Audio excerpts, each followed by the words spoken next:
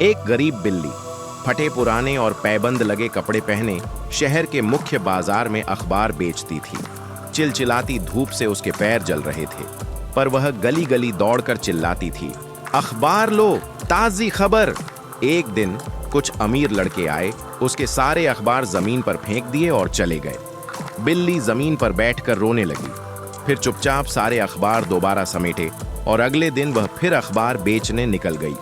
उसी दिन एक अधेड़ उम्र के दुकानदार ने उसे देखा और कहा, बच्ची, मेरे पास काम कर लो, तुम आराम से अच्छी कमाई करोगी। बिल्ली दुकान पर काम करने लगी।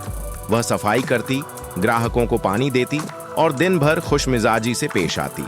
महीने के आखिर में दुकानदार ने उसे 500 रुपये दिए। बिल्ली बाजार गई, एक साफ सुथरा छोटा बैग और 2 नई कमीजें खरीदी।